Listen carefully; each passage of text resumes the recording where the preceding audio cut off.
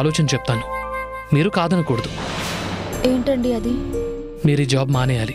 నేను జాబ్ మానేయడానికి ఇంట్లో పరిస్థితులు సర్దుమనగడానికి సంబంధం ఏంటండి? మిమ్మల్ని పూర్తిగా జాబ్ చేయటం మానేయమని చెప్పట్లేదు. ఈ సూపర్ మార్కెట్లో చేస్తున్న జాబ్ని మానేయమంటున్నాను. మా ఫ్రెండ్ ఆఫీస్ ఒకటి ఉంది, అందులో మీకు మంచి జాబ్ ఇప్పిస్తాను, మంచి శాలరీ కూడా ఉంటుంది. నేను మీ ఫ్యామిలీకి ద్రోహం చేసినా మీరు మాత్రం నాకు సాయం చేయాలనుకుంటున్నారు. మీ మంచి మనసుకి చాలా థ్యాంక్స్ అండి. మీరు చేసిన దాంట్లో ద్రోహం ఉందండి. మీరు ప్రేమించిన వాడిని పెళ్లి చేసుకోవడానికి మీరు నిర్ణయం తీసుకున్నారు.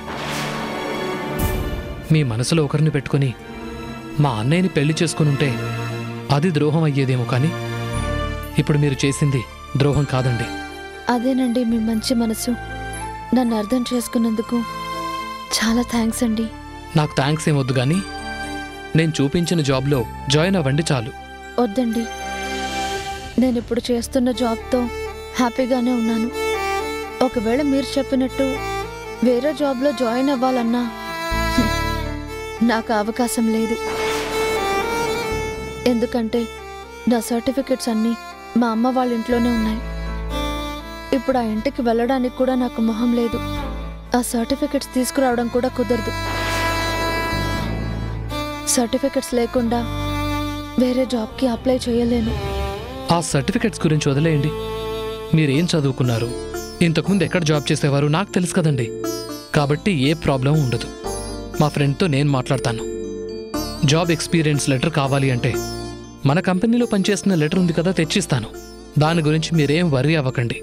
వద్దండి, మీరింకా ఆ పెళ్లిలో జరిగిన విషయం గురించి ఆలోచిస్తున్నారు. అవేవి ఆలోచించకండి. మీరు మమ్మల్ని మోసం చేయాలనో మమ్మల్ని అవమానించాలనో మీరు ఆ పని చేయలేదు కదా. మీ లైఫ్ ఎక్కడ బాగుంటుందో మీరు నిర్ణయించుకున్నారు. అది మీ ఇష్టం. అయిపోయిన దాని గురించి ఆలోచించుకుంటూ అక్కడే ఆగిపోతే ఎలా అండి? ముందుకెళ్ళాలి కదా. ఇప్పుడు మీరు చిన్న సూపర్ మార్కెట్లో పనిచేస్తున్నారని మీ చెల్లెలకి తెలిసినా, మీ అమ్మగారికి నాన్నగారికి తెలిసినా ఏం బాగుంటుంది చెప్పండి? మీకు ఇష్టమైన తన్ని పెళ్లి చేసుకుని ఎక్కడూ హ్యాపీగా ఉంటున్నారనుకున్న వాళ్ళకి మీరు అక్కడ పనిచేస్తున్నారన్న విషయం తెలిస్తే వాళ్ళు బాధపడతారని నేను మిమ్మల్ని చూసిన విషయం కూడా మీ చెల్లెలకి ఇంకా చెప్పలేదు. మీరింకా కనిపించలేదని చెప్తున్నాను. అందుకే మీరు మంచి జాబ్లో జాయిన్ అయితే చెప్దాం అనుకుంటున్నాను. వద్దండి, నాకిప్పట్లో మా చెల్లిని కలిసే ఆలోచన లేదు. వేరే ఉద్యోగం చేయాలన్న ఆశ లేదు. వదిలేయండి.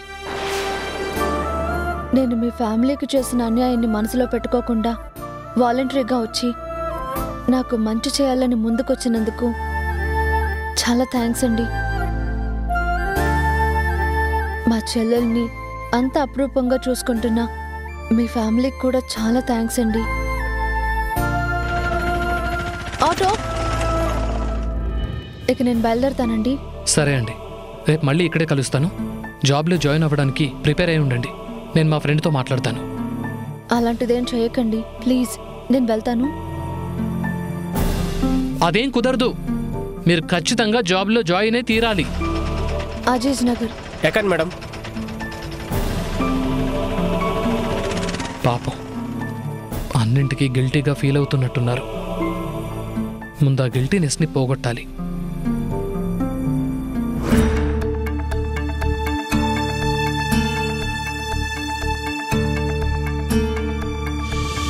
మీకు ఇష్టం లేకపోతే ఇష్టం లేదు అని చెప్పాలి, అంతేగాని కొట్టడమేంటి సార్?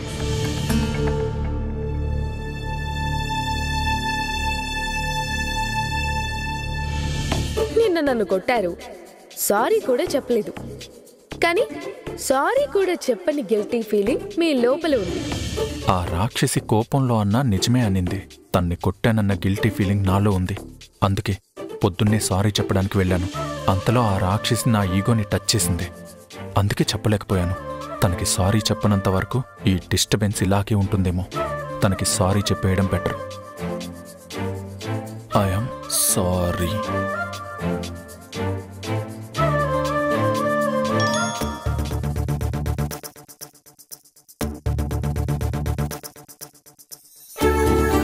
ఏంటినా ఐఎమ్ సారీ అని మెసేజ్ పెట్టారు? చాలా ఆశ్చర్యంగా ఉంది. ఈయన నన్ను సారీ అడగడం, అది ఆయనకున్న ఈగోని పక్కన పెట్టి నమ్మబుద్ధి కావట్లేదు. ఇప్పుడు నేను ఏమని రిప్లై ఇవ్వాలి? నా మెసేజ్ నా రాక్షసి ఇంకా చూడలేదు, డిలీట్ చేసేద్దాం.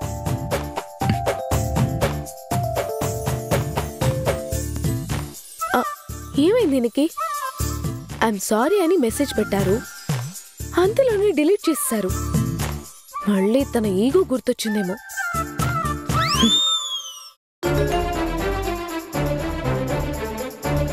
ఏంటి, మెసేజ్ చేసి డిలీట్ చేశారు?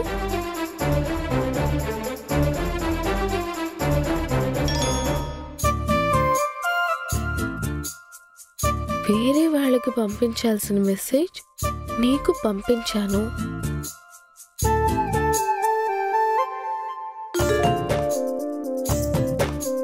నా పేరుతో మీ ఫోన్లో ఎంతమంది ఉన్నారు? బా,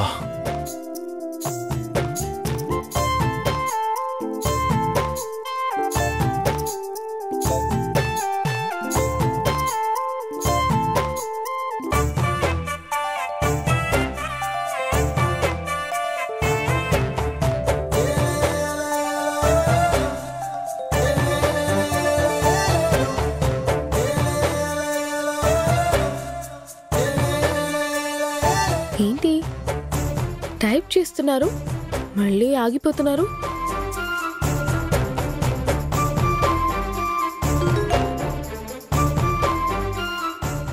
ఏంటి టైప్ చేస్తున్నారు, మళ్ళీ ఆగిపోతున్నారు?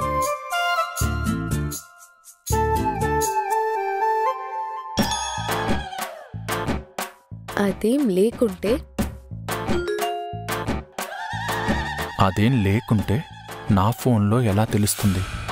అక్కడ మీరు టైప్ చేస్తుంటే ఇక్కడ టైపింగ్ అని చూపిస్తుంది. అదేంటి మరి?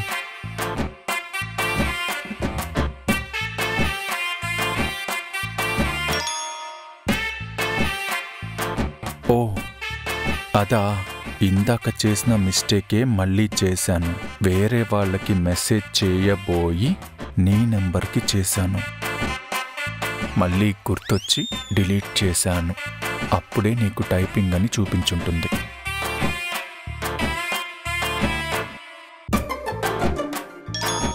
ఇప్పుడు అర్థమైంది, పొరపాట్లు చేయడమే మీకు అలవాటు అని. ఎన్నిసార్లు చెప్పాలి నీకు? వేరే వాళ్ళకి పంపించబోయి నీకు పంపించాను అని. మీ దృష్టిలో కానీ మీ ఫోన్లో కానీ నాకు వేరే వాళ్ళకి తేడా ఉండదా? నాకు పంపాల్సిన మెసేజ్లు వేరే వాళ్ళకి పంపుతున్నారా? వేరే వాళ్ళకి పంపాల్సిన మెసేజ్లు నాకు పంపుతున్నారా? నేను పని చేసుకోవాలి. Don't disturb.